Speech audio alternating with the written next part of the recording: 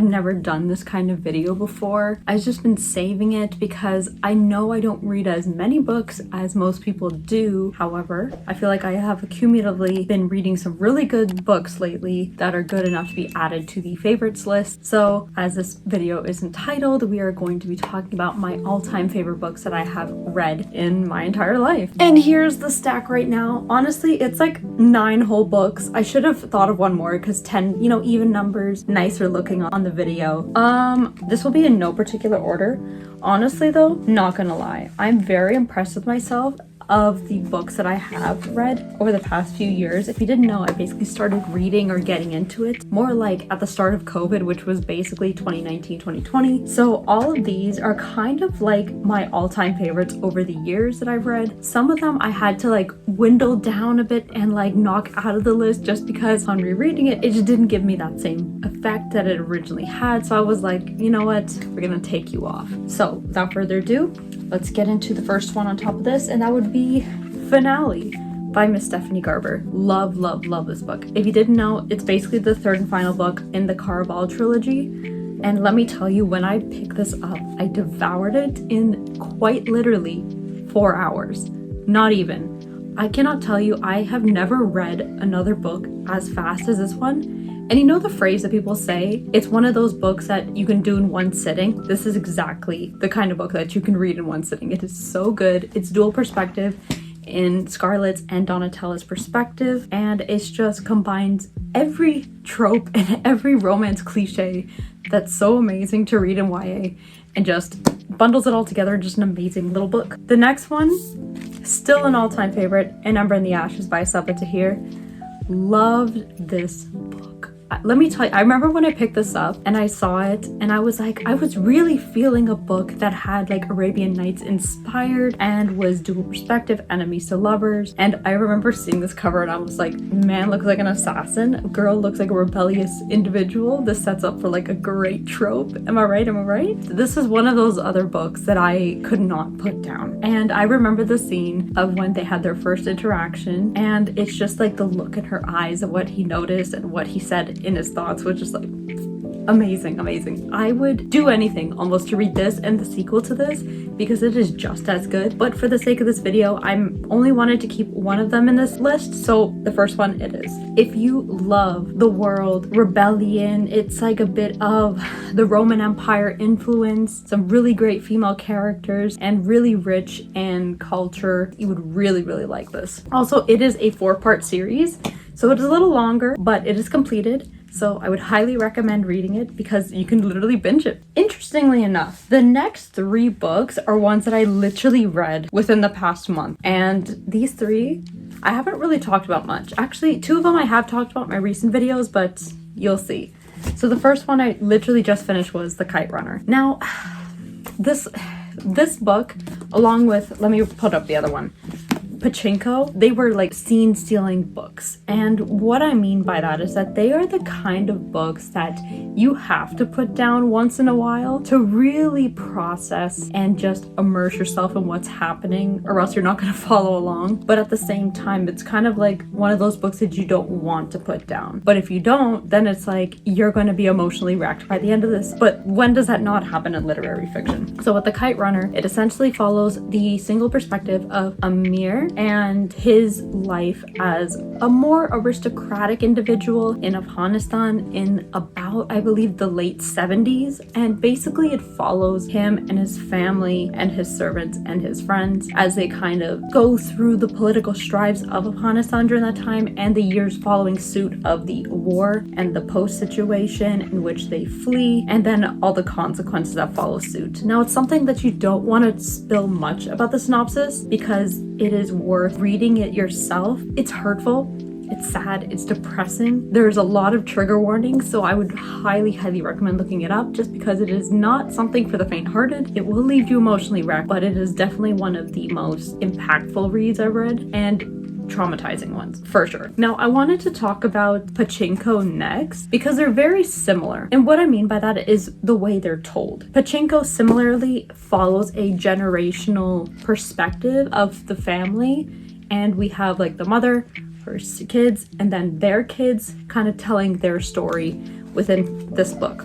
and it's about 500-ish pages and essentially follows these characters before the occupation of Korea by the Japanese and afterwards and during the periods. Survival is a huge part of that with this book, and the courage and the endurance and just like the bond the family shares, as well as very strong cultural values. Now that's very much mimicked in the Kite Runner too, but obviously there's a lot of cultural differences because this is more, I would say, Korean inspired just because the family is Korean themselves, and then the Kite Runner is more of Hani because the family's of Hani. But nonetheless, similar trigger warnings for both.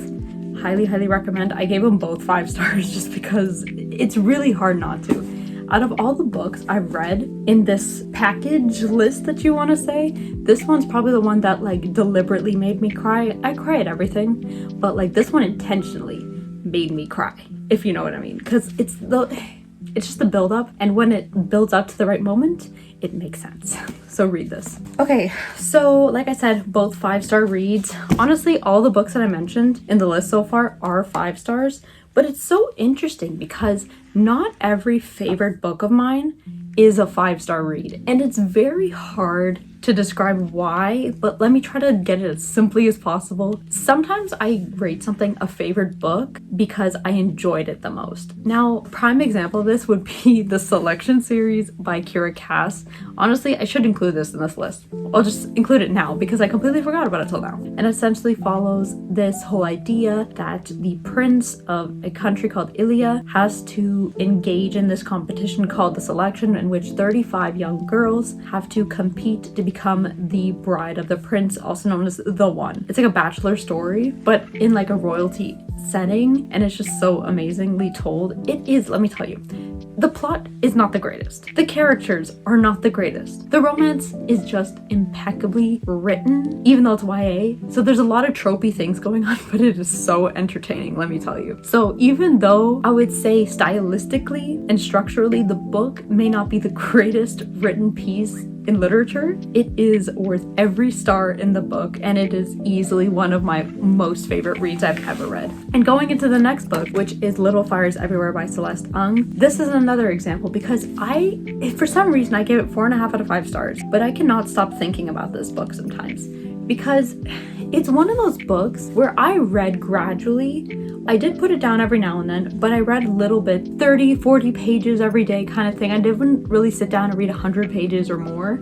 Even though it is a relatively short book, there is a lot that's going on, but it's fast paced, which makes it go by much faster, which I really loved about it. The characters themselves, in a weird way, are very relatable to like just today's world in general, which I think is one of the best aspects about this book, because there's a lot of very relatable themes and tropes going on that anyone can really connect to, but it's also challenges your beliefs and your morals a bit, because there's a lot of controversial subjects discussed in this book, like I think abortion was discussed, pro-life, pro-choice, family courts, like marriage, like all these other things. It was chaos sometimes, but it was just so amazing to read. Like I literally could not put it down sometimes.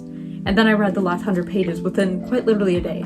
So I was hooked. The ending confused me so much because I just couldn't comprehend why the characters chose to do certain things. But the way it wrapped up, and after thinking about it and processing it for like a little bit, it started to make a bit more sense. Although I wished certain things didn't happen or some things happened a different way. It is what it is. I think it also sets the interpretation that not all stories have happy endings, and we just have to accept that. This is one of those stories. Okay, we have 3 more books left in this list. The next one is The Inheritance Games by Jennifer Lynn Barnes. I've talked about this lots of other times. Fun fact, the last 3 books on this list are actually my top favorites that I've mentioned in my books of last year, 2022.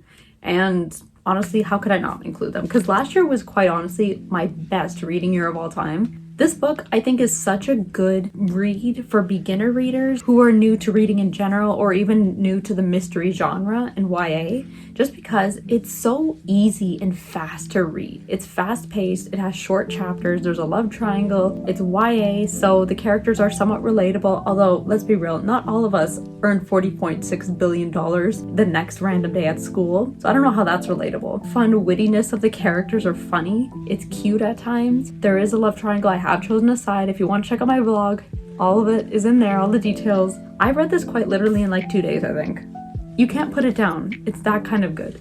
And it is a completed trilogy, but there is now a new book coming out that's kind of like the sequel series to this world. If you want to catch up with it, it's coming out in August. I will be pre-ordering it because I am that kind of person. But I honestly love this book. If you're into puzzles, sort of dark academia vibe, I wouldn't really say it's dark academia, but it gives the kind of undertone of it a little bit, and just like that whole bougie aesthetic of like a rich family kind of thing. Like if you're into that, you would really like this.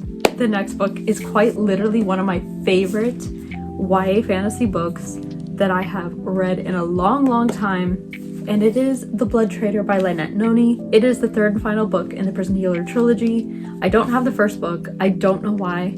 I really should buy it. It's been a long time since I kept saying that, but I just never bought it yet. I really need to. But essentially, this book is a diamond in the rough. Not many people know about it. And at the same time, I wish they did, but at the other time, I wish they don't, just because I can gatekeep and be like, oh, I was there before the hype really reached this book. But the reason why this one is so good is just because the way it's concluded, the way the characters kind of finally come together and relinquish the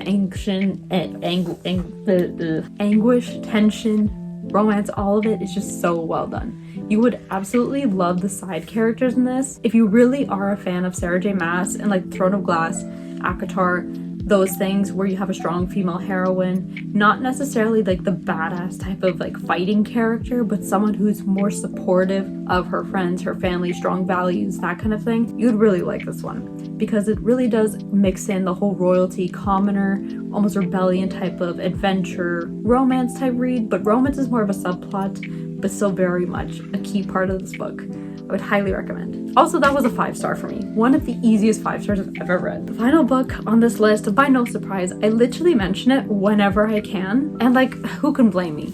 It's A Man Called Ove by Frederick Backman. I love this book. Let me tell you, this was another one that like easily made me sob by the end. And it's so interesting because I remember this one was a pretty hyped up book talk book because I've always seen it around. And then I decided, okay, what's the interest of this book? And then it was pitched to me as like similar to the movie Up, because you have this grumpy old grandpa who kind of lost his wife and has been living in his own space and hasn't been very connected to everyone else since then. But what's the kicker for me is that when I first started reading it, the first 100 pages, I was really contemplating like, why is this so hyped? Because it was quite boring in the beginning. It was slow. It was just really getting into the setting and Ove's mindset and like how he deals with confrontation and all these things. And it was fine, but it was dragging out quite a bit.